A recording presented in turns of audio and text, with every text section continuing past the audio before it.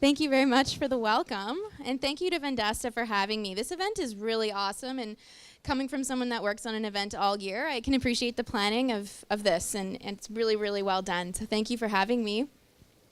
So I have a bit of a laundry list of things I wanted to go through with you today, and I am going to contest 4 pairs of tickets. And I'm going to do a bit of a trivia contest, so make sure you maybe write down notes or make mental notes of certain things you think might come up later. So I wanted to give you a brief history of the Jazz Festival. So has anyone in the room heard of someone named Jim Hill before? We've one? Okay, great. So Jim Hill was actually the founder of the event. And he was a really interesting man because he was extremely logical. He was a chartered accountant, very good with numbers. But then he was also very creative, and he loved music, and he actually was a musician himself. So he had this really complementary skill set that really lended itself well to someone that would eventually start a jazz festival, which is kind of interesting.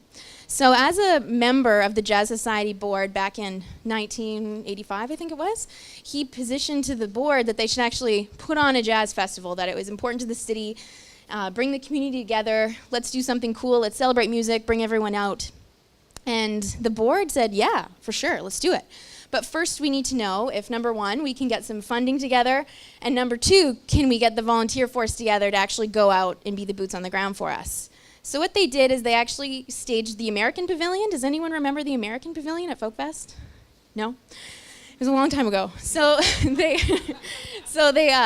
did put that together, and they were able to, number 1, get the volunteers, and Jim, through his, astute accounting abilities, was able to actually lock in some funding through, I think it was the Arts Board. And so in 1987, the Jazz Festival was born. And man, I remember interviewing some of the original team that put on the event, and they said they couldn't believe they were going to do something for 3 whole days. They were like, oh my God, an event for 3 whole days. Like, who's going to come? How are we going to do this? And they did it. They pulled it off. And now here we are 31 years later, and it's a 10-day event. So it's really cool to hear them talk about that. Anyways, so Jim no longer is involved with the festival, but before he left 2 really cool, legacy initiatives that we're still kind of reaping the benefits from today. And the first was that he actually secured SaskTel as our title sponsor. That was him directly soliciting SaskTel, convincing them that the festival was the great partnership for them at the time, and they actually agreed, and here they are today, still being a really integral part of our event. And the other was that he and the board decided that the Jazz Festival was no longer just jazz. It was jazz in its diverse forms. And the reason for that is that it's to be more inclusive, to invite more people out that will love all kinds of music. It's not just jazz, it's blues, it's world, it's hip-hop, it's R&B and soul, and all these other types of music that people can come out and enjoy. So in an effort to be a sustainable event, he was able to secure a title sponsorship that we still have today, and also to expand the reach of our genres to include much more people in our community, which is really important. So today, what does this mean for us? So in 2017, we have a really, really diverse program, and that's really important to us, that we can reach as many people as we can through music. We love to present the festival. We want people to come out and enjoy it. And as we know, we live in a bit of an experience economy now. It's not only about coming to the shows. So we've actually made some cool changes. So I don't know if anyone's heard of our Pride partnership this year, but yeah. Round of applause for the Pride partnership, please. So what's happening is the Jazz Festival and Pride decided to team up as a result that there was essentially no more public spaces to hold events anymore. So we're all lumped into Kiwanis Park North, which is where the skating rink is beside the Besborough Garden. So that's actually where our free stage is going to be. And Pride is also in the same park. So we said, you know what, let's just team up and do it together. So the Pride Parade is going to finish off downtown, I think in front of the Besborough. And then we're going to open up the free stage, and then we're going to party and celebrate Jazz Festival meets Pride Festival, which is going to be great. We've also put a lot of emphasis on the experience of food. So when you come to the free stage this year, you should notice an elevated experience in that regard. So we've worked with a lot of really great food vendors, and we've worked really hard to make that experience much more interesting for people. Has anyone been to the Yoga Jam before?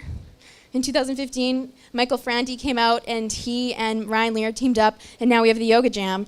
And then we also present films in the Besborough Gardens too. So it's become a much more integrated experience. It's no longer just music, it's become a much more full-bodied event. And so as we started to talk about the branding of the event this year, we really started to think about, well, we have this long legacy, we have families bringing their children, we have grown-ups that used to come as kids, we have all this, deep history, but then we also have like the new world of music festivals and how they're changing. And so it really started to emerge of like a festival universe and how we all come together to celebrate. It's music, but it's also community and it's also culture. And I wanted to show our commercial so that you can get a real taste of what our brand is looking like this year. Too many late nights makes the songs that I can't write, blowing smoke till the daylight, getting closer but not quite, not quite, not quite, not quite. Dressed in white or dressed in my finest glitter, holding tight. Okay. So as you can see from the commercial, we wanted to use this really beautiful imagery, thinking of the prairie skies we have here. We live in a flat place in the world, but we do have beautiful sunsets and we have beautiful skies. And so taking that inspiration and layering on our theme to it, I think it really did come together. So I have a bit of a trivia game to play. So I'll start off with, I have 2 tickets here for Ziggy Marley. So one lucky winner will take these away if they can tell me the year the Jazz Festival started.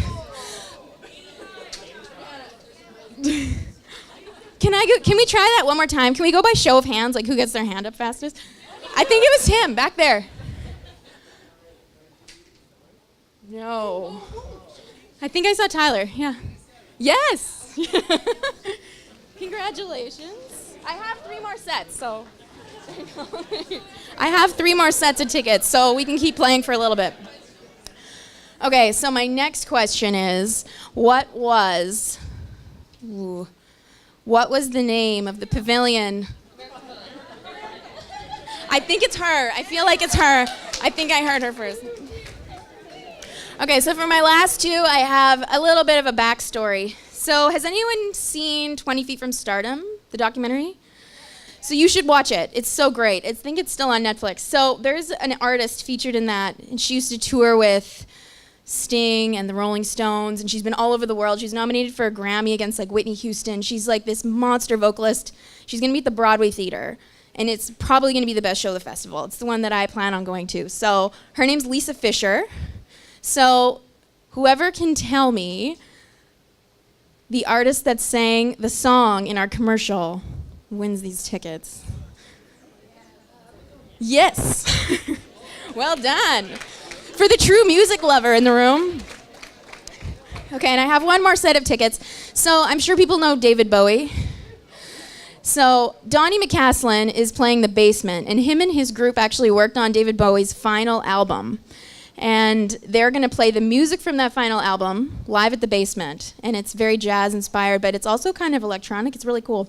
So whoever can tell me, what should I ask? Oh, who can tell me how many jazz festivals there has been, like the number of jazz festivals? The one, who said it? Okay, that's it. There you go, congratulations, wow. She knew.